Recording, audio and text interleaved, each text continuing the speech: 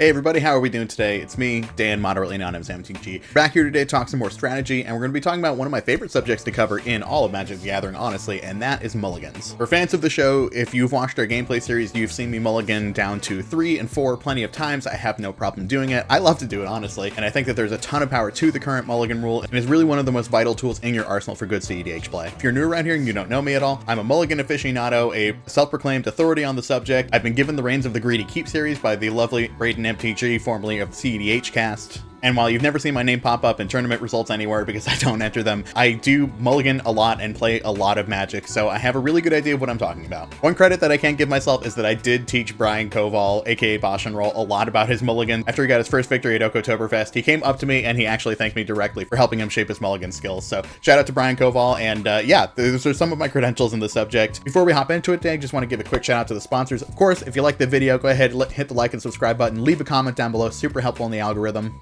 If you want to help support the show, go over to our Patreon. You can get early access to videos like this one, get access to our private Discord, tons of other awesome benefits over there. And if you want to help support the show otherwise, go use our TCG Player affiliate link to pick up cards that you like, go use our Dragon Shield affiliate link to pick up sleeves for them, and make sure you hit up our Bonfire store to get some awesome merch. And let's hop right into it and talk about mulligans, what they are, why they're important, and what you can do to make yours better.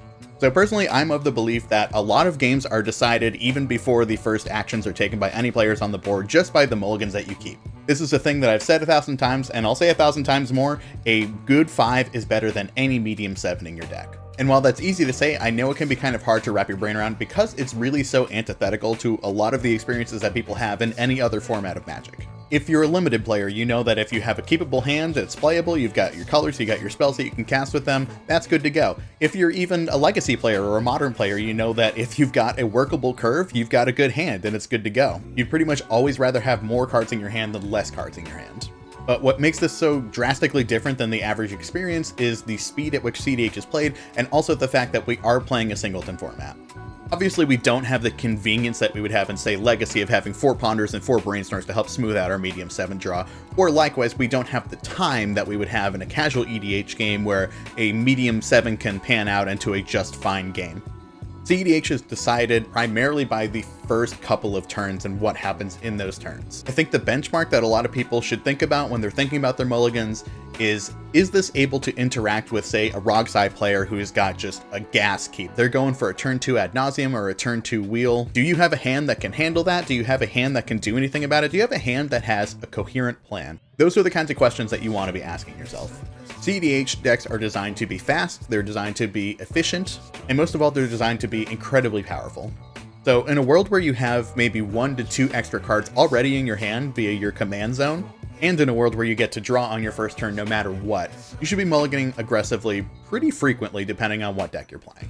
The first thing I want to talk about here is a way that you can sort of help break your mind of the idea of going down too low on your cards. And again, I want to reference the 2 cards that we already have for free in our command zone, say we're playing partner commanders. But even if you're not playing partner commanders, you've at least got 1 extra card in your command zone at all times. So that means that you can go down to a 6 and still have a full hand of 7 with your extra commander card. If you've got partners, that means you can comfortably go down to 5 and have the exact same amount as your opening hand would normally have. And this is also discounting our extra draw step on our first turn. So by that same extension of logic, you can mull down to 4 and still have your 2 commanders and your draw step and still be up a full 7 cards when you go to your draw step on your first turn. That is incredibly powerful. That is incredibly unique to the cEDH environment. And of course, we have to talk about the free mulligan that we get in cEDH. The rules of EDH are designed to make sure that you have a comfortable and fun game experience, but since we're playing cEDH and we're pushing all of their rules to their very limit, you should always be taking advantage of that free mulligan. If your first hand doesn't have access to your best game plan with protection, there's no real reason to keep it unless you think it is particularly good against the other decks in your pod. Again, to look at some simple math, would you rather look at 7 cards and keep 7 cards, or would you rather look at 7 cards twice up to 14 cards and keep 7 cards? And then again, continuing this math here, if we go down to our next 7, we're looking at 21 cards and keeping 6 of them, or we can go to 28 cards that we've looked at and keep 5 of them, and still have our 2 extra cards on the command zone and our draw step to go up to 8 cards. When you think about it like that, I think it becomes a lot easier to think, well, yeah, it makes a lot of sense to keep looking at more cards and find a much better hand than this medium 7 that can maybe play a 2-drop on turn 2 and get absolutely blown out by someone who has a turn 1 Rhystic Study and a wheel.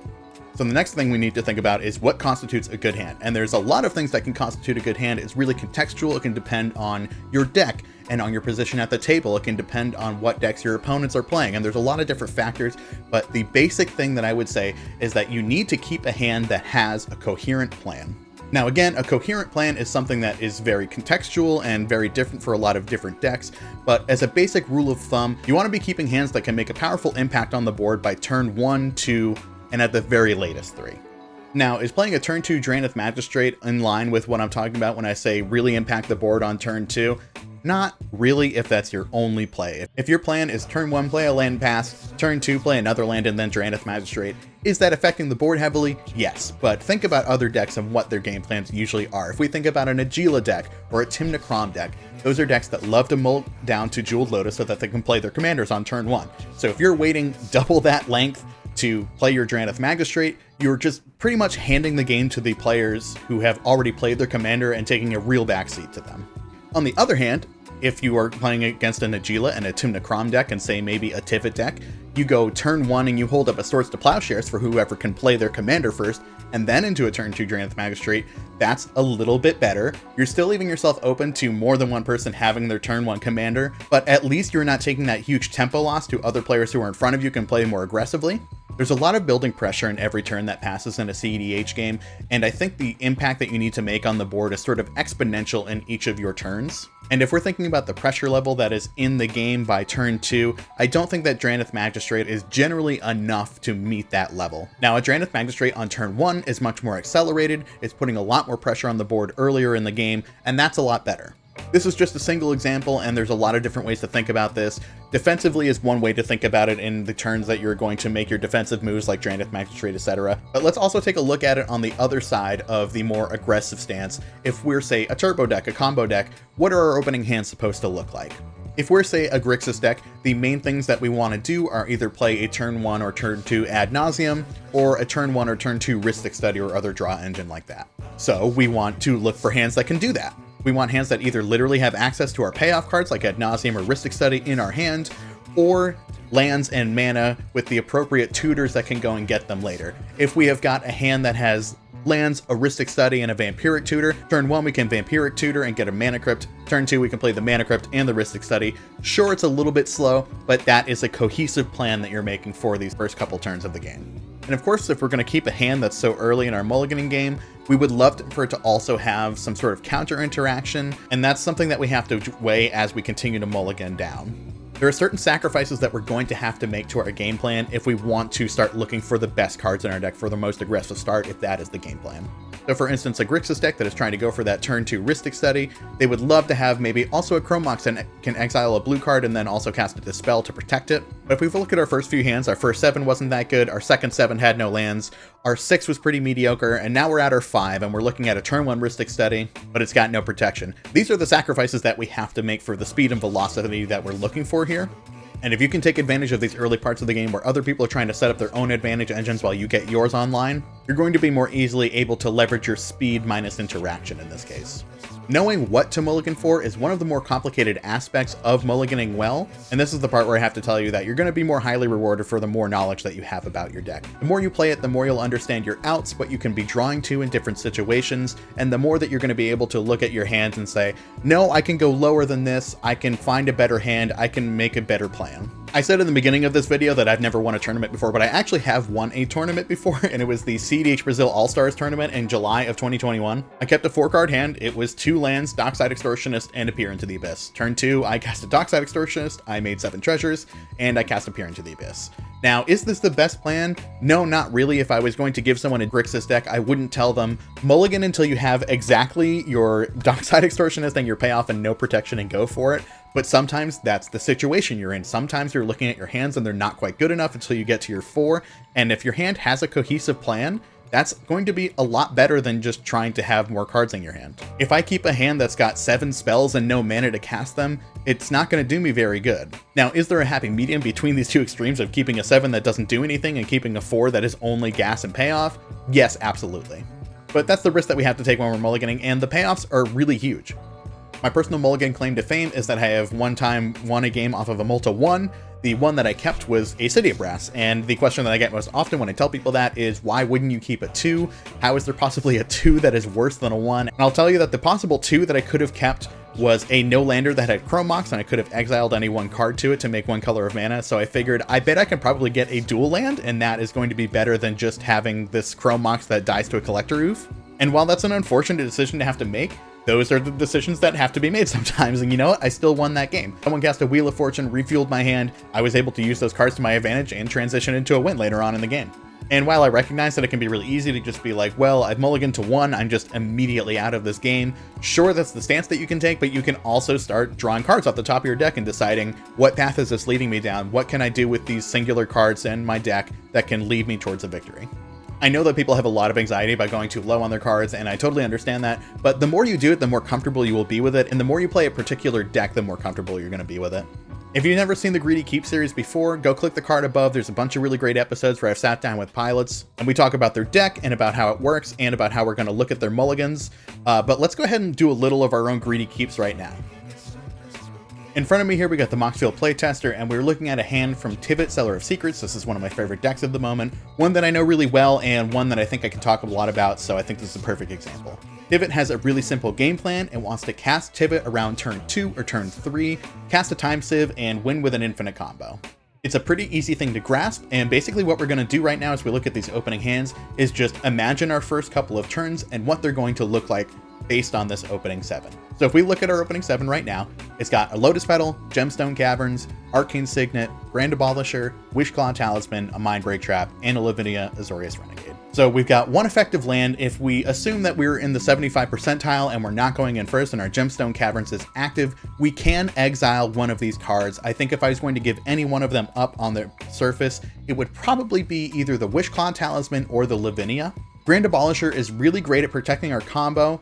Wishclaw Talisman isn't useful until a little bit later on in the game, but the thing I really like about Lavinia is that it is a great turn 1 play. If our plan here is to play the Gemstone Caverns, use the Lotus Petal for mana, we can cast a turn 1 Lavinia. We can keep all of the opponents who are behind us in turn order off of casting their mana rocks, and maybe even future ones that people in front of us draw. We can also help control the opponents in front of us by using this Mindbreak Trap to our advantage before we get our land drops down. So I can look at this hand and I can see a couple different ways that this can affect the game pretty well in the first couple of turns. But if I'm thinking back to the main game plan, which is casting Tivit, this hand doesn't do a great job of that, specifically because it is pretty short on mana. Again, if we're thinking about our game plan here and what we're about to do in these first couple of turns, I'm thinking heavily on casting Lavinia. That's probably the best turn 1 play that this hand has right here, but it doesn't leave us with very good follow-ups. We need to either draw a land or some other mana source to start casting our other mana rocks, and even then, we're still just really short on mana. That only puts us at 3, which is only halfway to a Tivit, and if we cast Mindbreak Trap on turn 0 into Lavinia on our turn 1, we've pretty much already run out of interaction for the table, and our hand is going to fall short pretty quickly. So while I see a semi-coherent couple of plays that we can make with this hand, it doesn't equal out to a better overall game plan. So let's take a look at the next hand. Our next hand is an Arid Mesa, an Urza Saga, Watery Grave, a Grafdigger's Cage, Cabal Ritual, Pact of Negation, and a Cyclonic Rift. So one thing to note about Tivit is that it's a really great Urza Saga deck. If you play Urza Saga on turn 1, it's going to start ticking up. By turn 3, once it gets its 3rd lore counter, you're going to tap it in response to its search trigger. Go pick yourself up a Jeweled Lotus if you haven't found it already, and then you're probably going to have enough mana to cast your commander, because you've already got 4 in and of itself just by using this Urza Saga on turn 1. And if we look at the rest of this hand, we can see that we've already got our 2 other colors, so that we know that we're going to be able to cast Tivit on turn 3.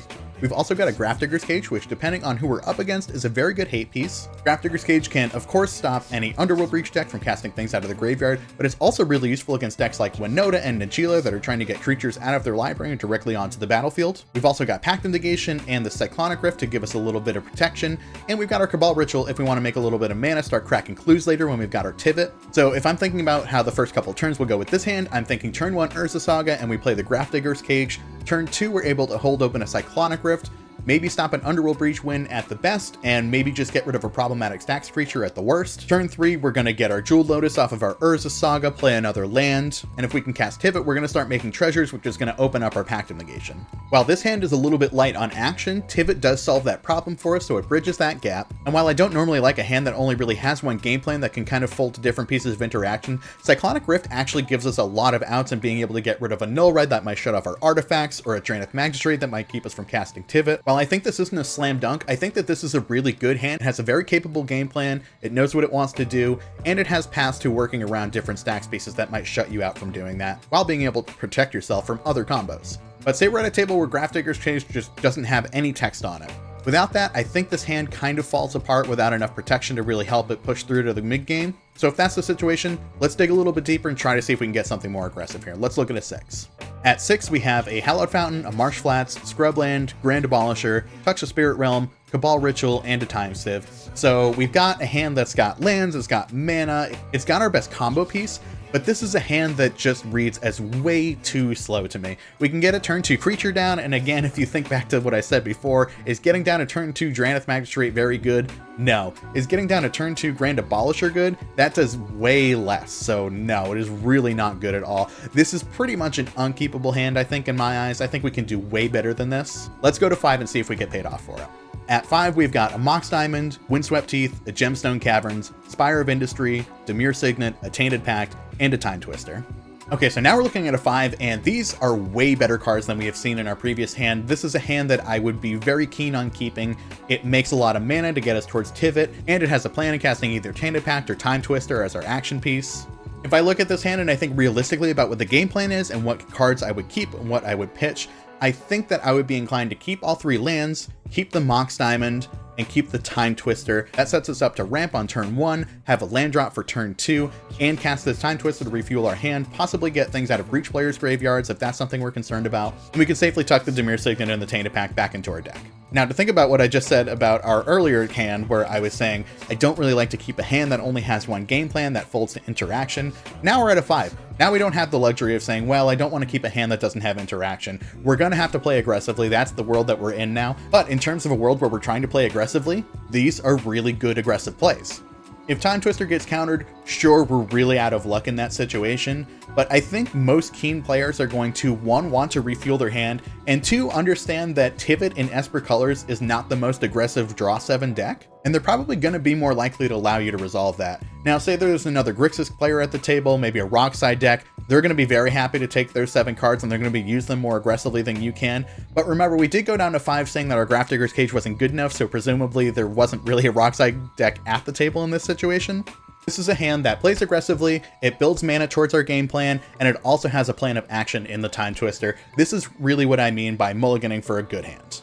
Now, in reality, I think in most situations, we're going to have been able to keep that second 7. I think that second 7 had a really solid game plan. It had a lot of good cards in different ways that it could have gone depending on what our draws were.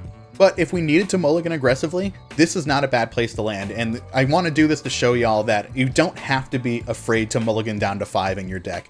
Even in a deck that is considered like sort of mid-range and more slow like Tivit, even these decks have access to really strong and powerful, fast, aggressive cards. We've all got Command Tower Mana Crypt Rhystic Study in our blue decks. That's always a 3 that you can be mulliganing down to, and you'll hear me jokingly say that a lot on the gameplay series, that I'm just mulliganing down to Rhystic Study, but that's actually a really good game plan. If you can get a Rhystic Study down on turn 1, circumvent people's interaction because they're building their own board presence, you're going to be able to draw a bunch of cards and get back into the game and forget that you had ever mulliganed down to 3 in the first place. Now, I know that this can be a hard thing to actually practice in real life because you only get to play so many games of Magic, right? And you don't want to mulligan down to really bad hands intentionally.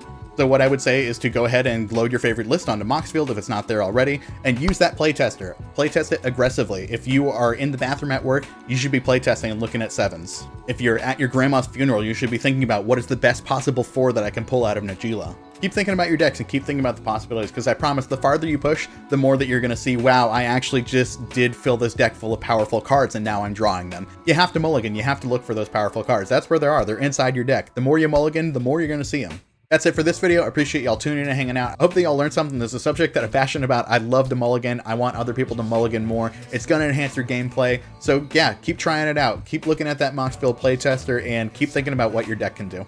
And we'll see you next time, everybody.